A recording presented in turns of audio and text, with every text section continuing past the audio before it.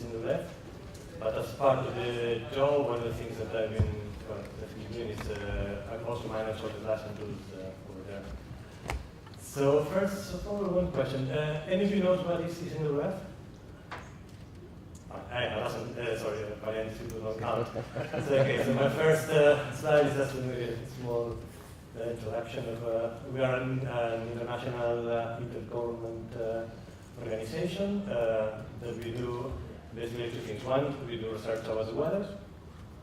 And the second is that we are also an operational weather center. So we basically release every day of the year, twice a day, roughly 4 times a day, weather forecasts of all the world, basically global. Another thing we do is also we offer data to commercial customers in case, like, for example, investment, all kind of places. We have a supercomputer facility and data archive, which is really one of the biggest in the world. I think in the latest top 500, we have the 22nd or the 23rd most powerful computers in the world. So we have two because we need to be highly available and all that. So there's a pair of them always. Also, when we upgrade, we always upgrade one first and then the other, so we can keep production in the other supercomputer. Just one thing about scalability. Of course, when I heard this, so it's scalability. This is not necessarily related, but this, for us, scalability is something extremely important, of course, because we're running this forecast at the global level. We even have a program that's dedicated to finding the most optimum ways of running forecasts in the future. You see the scale on the left-hand side is exponential. So with every increase in resolution, the computer power that you need grows exponentially. So you have this line there, the power limit, which of course the limits for scalability in our case, in this particular thing, is not only the money that you can have, but also the space you can have in the computer room, and the power, something really important, because you really don't want to go over some power consumption that would not be efficient and also wouldn't be good for the environment, which is something that we care about.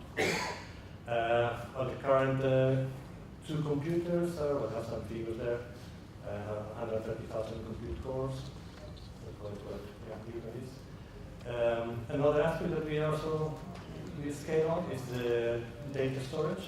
We have the largest meteorological archive in the world, and it's 50 petabytes of not only forecast data, but also observations. So we keep all observations that we held from the beginning of the time. So this is very useful, for example, for researchers on climate research, and of course we use it also for the operational forecasts. As a core groups for 233 terabytes every day, which is more data, observation forecasts.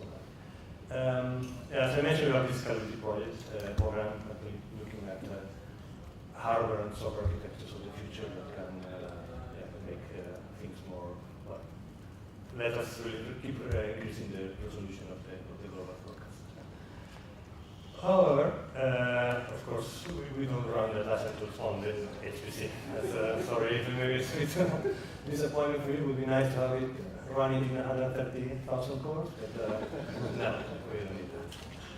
So at the moment, it's a lot more modest. We run Jira, Jira Service Desk, Confluence, Bitbucket, Bamboo, and Fisheye and Crucible.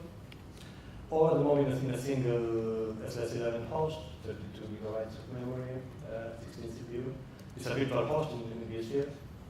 So it's the performance has been fine up to the moment with this. But for some reasons, we really want to separate it.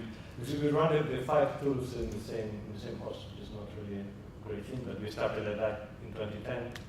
So we have been really waiting for some time to split it, and that's something we're going to do in a couple of months. That's it. 5 separate hosts that have many advantages, not only performance, but also it will be a lot easier to recover, disaster recovery, things in case things go wrong. But still, we have a scale, and I think in the context of this discussion, thinking about which ways we have done, I think we have done in 3 different aspects. One is the size of the content that has increased a lot. The way it was at the beginning in 2010 until 2018. Then the number of types of users also has changed a lot. There's different kind of, there's an increased number of users and doing different things with the platforms. And then the scope of what it is used for. Also in the, for example, we started with just software development. Then we moved into project management, and we are also doing services at the moment, all with the same platform. So let's see, just some figures of our instances they are long. They are not really huge, really, but they are well. It's big things, maybe 800,000 items in Confluence. There are 404 spaces, which is maybe, I don't know how many spaces you have. It's a large number. 150 Jira projects. In Bitbucket, we have a very large number of repositories, which we basically are giving people free reign on whenever they want a project. We say, okay, that's the project, you're an administrator, create as many repos as you want, and people basically do it. This is without including forks, because our main software package, the IFS, which is a forecasting system, that has 100 forks, as I said. We work with the forking workflow, so every developer that does that forks it. That is not. Then Bitbucket normally forks are quite light, so it's not so to some graphs here. So this is the growth of content in Jira since 2010 up to basically February. So the main lines are just the total amount of field changes that we have, and the red one in the bottom is the actual field changes that happened in that month. So we see that there is an acceleration in the number of things happening. What we saw is that at the beginning, of course, we only had software. In software projects, at least in our case, you don't tend to have that many issues. It's just, at least with the grain of detail that we use. Maybe one issue could be equivalent to a week of work or a few days. The project management can be a bit more, it depends on the project. But definitely, when it gets really fast, it's with service desk for us. It's we will record every single thing. Someone asks for permission to do something, then that's a record there. If someone wants a change in the name, the way the name is spelled, also that's so it's a lot of increase. And since at the moment we have 4 service desks, but the main service desk, which I believe Valiantys helped us set up, that happened a few months ago, and that since we migrated to that from footprints, of course we're seeing big increase in the usage. This is content for Confluence. Again, we see, of course, a huge increment. Here we see that maybe the growth is a bit more linear, it's getting into a linear phase at the end. So we hope that maybe it's not, and also you see the increase at the end, it's flattening a bit. So we like to keep that otherwise. But that's repos to Bitbucket. Same thing, we see a huge increase. In this case, we see increase at some point, there is an inflection point of it in the graph. It was when we got the big software project IFS into here. It's really the most important thing we have. So it was for us a big event to move it from Perforce into Bitbucket. I think the developers are quite happy about the change also. It's a lot more visible and easier to. Well, I won't say easier, but with Git you can shoot your own foot easily. You don't know what you're doing, but that's okay. Yeah, so the change set of the repository, the change sets in Bitbucket. So that's basically tells you the activity, not only the number of repos you have, but how much they are used. So it's again ramping up constantly. Yeah. So these are the main challenges we found with the growing insights, basically number of things that we have there. The main one is this space CPU power performance in general. But since we're running in a virtual platform, up until now, we didn't find too much of a problem in just increasing the capacity of that machine. So we started with 4 CPUs, then 8, now 16. So that has been, up to this moment, an easy way of growing. But we feel that from now on, we cannot continue like this because it's, in the virtual machines, over 16 CPUs, they are not really behaving well in our experience. So it's, that's why we have as a first approach is just to split it And then we'll have to see after that what happens. If we keep growing, we need to maybe see other approaches. And our challenge is the content organization. It's when should we create a new space, when should we create a new project, or reuse the same one that we had before. That's always a decision you have to take at many points. So it's, we normally try to limit the growth of spaces. That's not to give one to anyone that asks for it, but there are situations where we always tend to give it for teams or projects that are, but in some other cases it's just maybe some small activity that we try to always tell them, okay, maybe you could include that into your team space. The content governance is another thing. Some issues that we had, of course, that when we first deployed Confluence, everyone was extremely happy, particularly because creating content in our main website, www.ECMWF.int, it's not that easy. And that's for a reason, because we want that content to be really checked. So there's a publishing process. So you create the content in a test system, then you make a pre-publish, and then some content reviewer has a look, and then it gets into production. But that can take days. You know. So for many people, it was really easy to say, okay, we can do the conference, it's out already. But of course, that's cheating a bit, isn't it? So we really need to be careful that the content that needs to be checked and published properly has to still go to the main website. And basically police a bit the content that goes to Confluence. And lastly, of course, our instance is public. So we need to be very careful because we give really admin rights to the content publishers in their own spaces. So they could make the content public if they want. So anything that is eventually made public needs to be checked properly so that we give a bad image aside. Some of the aspects that have been a bit of a challenge is in the search, because when you grow the content, when you have maybe 5 spaces, you find everything easily. When you have 400, then it's not that you start getting a lot of old content, a lot of pages that have exactly the same title in different spaces.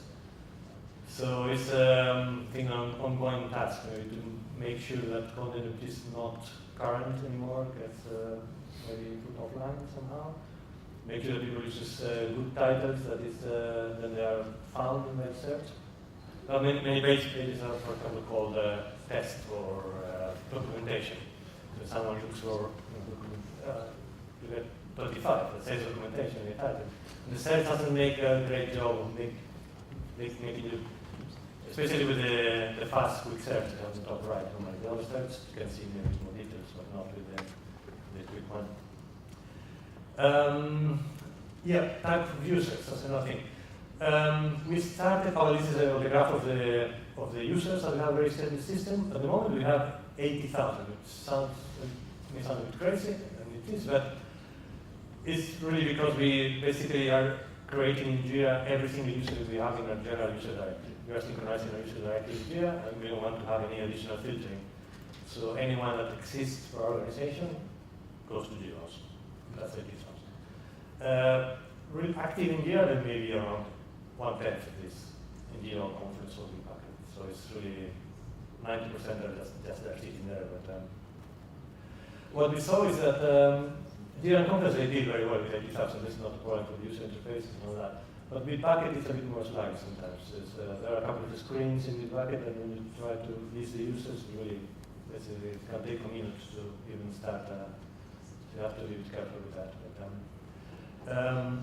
so the types of users at the beginning were basically computing users, software developers, system administrators. In the end, then of course administrative personnel, HR, and all this. Then meteorologists, research scientists from our organization. Later on, all people who collaborated with all this, even from external entities, started joining. And of course, since the instances are public, we have general public users also. This for all the public spaces, which are maybe shared at the moment, completely open to the internet. We can search, find in Google or everything. So that's also a good number of users. So what we saw in this expansion is that first thing is that there is a different degree of enthusiasm, say, in the adoption of the platform. And the developers initially were really This is what I mentioned there in the order, decreasing order. So the first, the developers were really at the beginning jumping immediately. They wanted something like this. They wanted it yesterday. System administrators were also quite happy about this. They used to have Docker wikis here and there, many in different parts of the organization, and all that got replaced by single components. So that's a good step forward. The methodologists, they kind of like it, so to say. They like to post their charts, their weather charts, and all this, so they're doing it younger. Then the administration personnel, they are a bit more neutral about this. They don't tend to get excited about tools, but they just want to get the job done and everything. And then the worst, really, well, worst for these tools, for the scientists. Because the scientists really have a hard job to do. They are, of course, really clever people, but they really don't want to think too much about tools. What they want to do is they want to research, they want to write papers, and sometimes they write into software. So they have to really apply their knowledge into the forecasting system. But then everything else is a bit of, they're extremely conservative. They don't want to change things, so it took them a long time to get here. I think sometimes it's for a reason, because when they do experiments, for example, sometimes they run experiments for years. That's the same experiment. So if you change anything in the whole chain of the experiment, of course it's not that Confluence is going to break it, but other software can, for example. You change a version of a single thing, and then you get different results at some point. So then they always wonder, why I get different results? Is it because of things I modified in my experiment, or is it because this version of this software is different? So they want to keep things really static for a long time. So and I think that mentality extends to other aspects of the way they decide. I think we find also the training, one size fits all.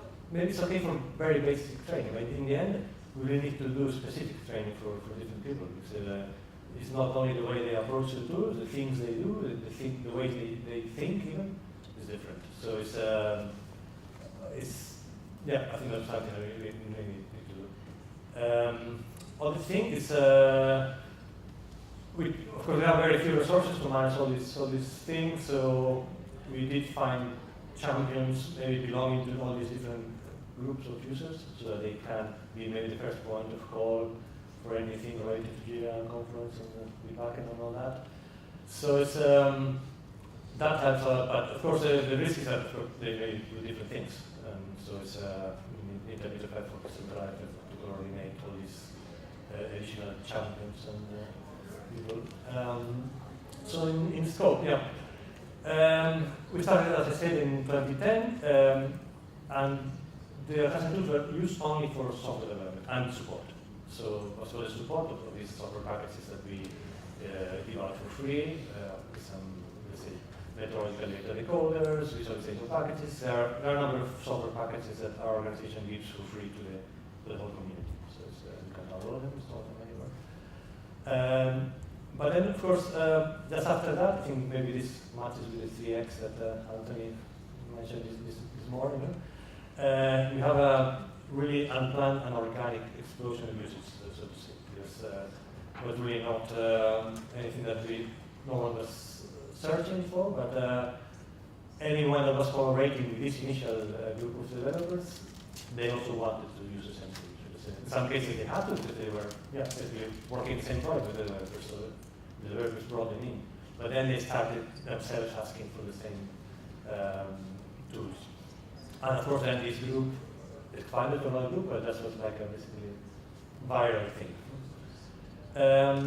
Once we got over, let's say, a critical mass, then this became established in the organization. So after that, anyone looking for something in this area really had to consider this as a first point of first try. That happened, for example, for service desk, when they were migrating off footprints.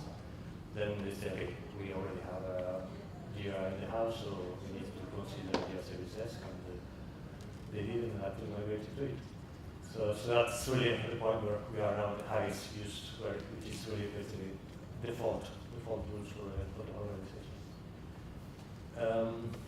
What else? Trying this. Yeah, of course, support has been an issue with this because the support team, which is basically a bit of time of 2 persons, but it's not, we don't even have a full time person for this. was designed with the initial scope. Not even designed, it's what happened with the initial scope of a few developers. And now we're growing and growing, and so it's becoming more of an issue. And for our organization, it's not that possible. We're not really flexible with the recruitment side of things. We have some, let's say, constraints, maybe because of the type of organization we are. We have a table of cost, is fixed and cannot change. So of course then we contacted Valiantys and some other providers, also Valiantys especially, and they have been a very good help in filling maybe some of these gaps that we have in the resources. And our challenge that we don't have really, we haven't really very lax with the letting people create spaces and projects and everything.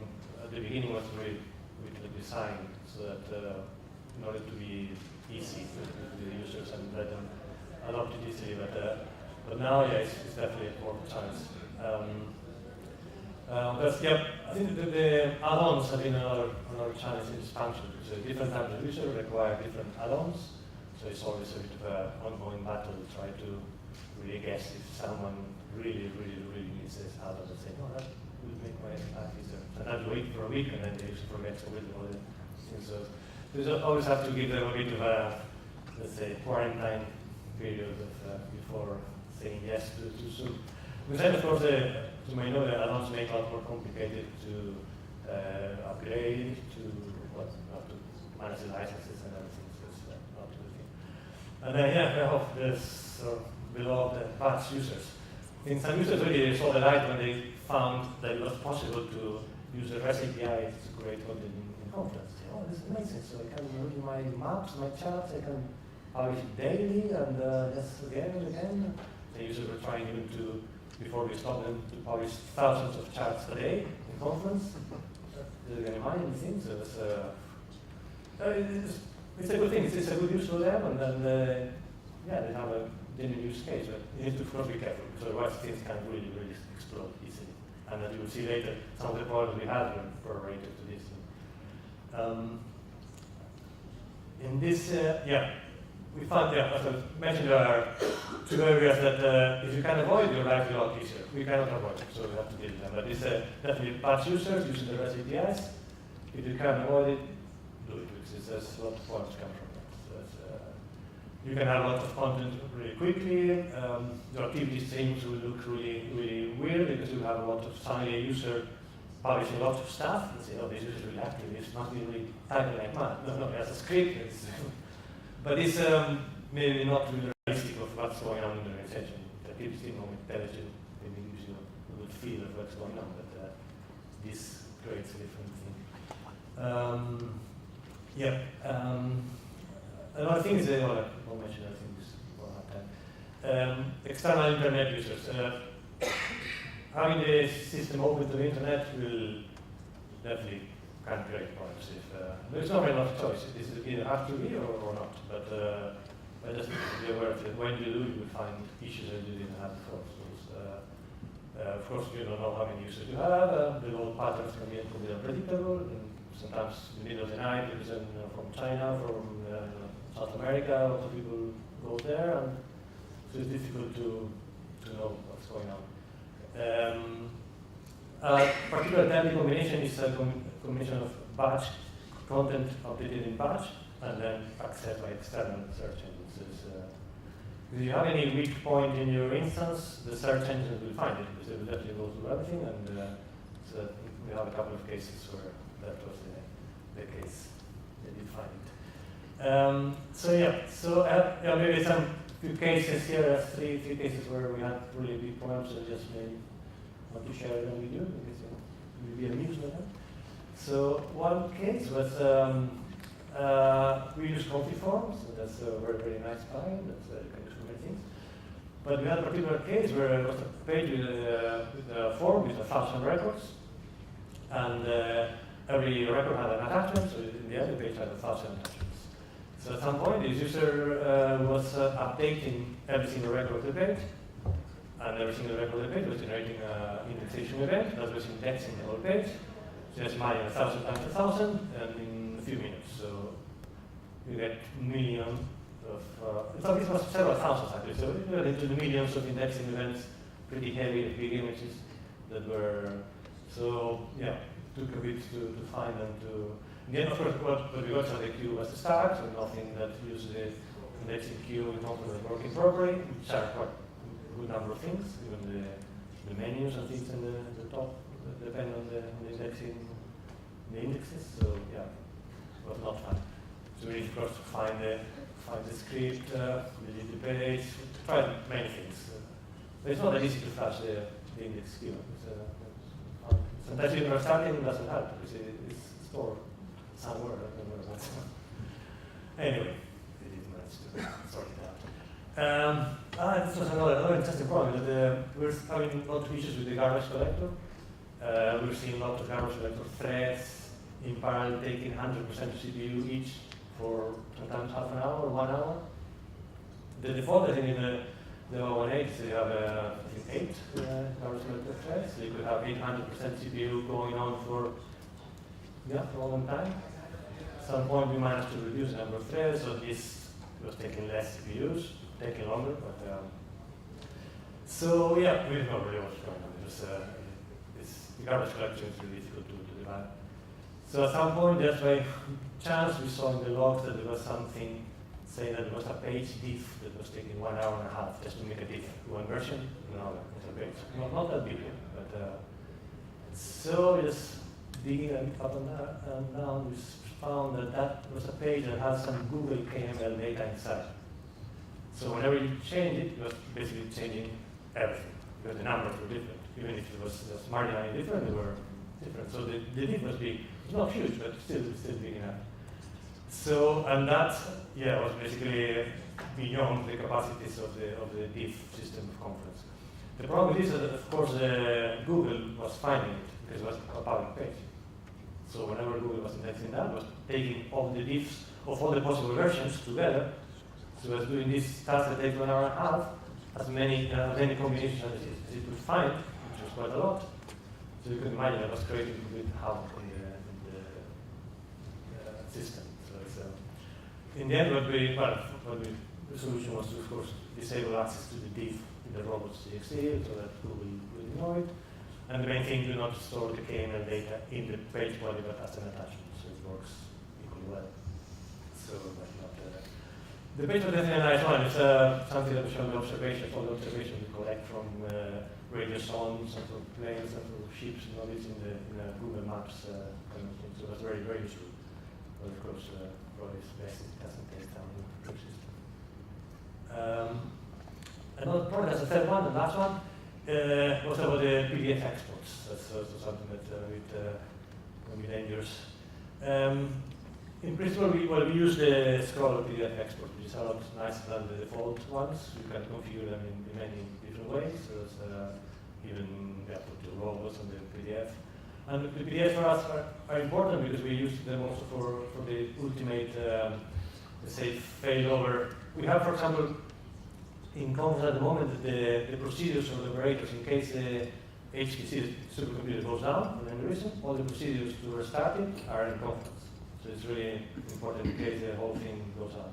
Right, we had a few years ago a case where the computer was down, but that was because the whole electric system was down. So no computer was available at all. So at that point, you didn't have Confluence. And Confluence wouldn't be the first thing to come up either, because it's not the most important thing.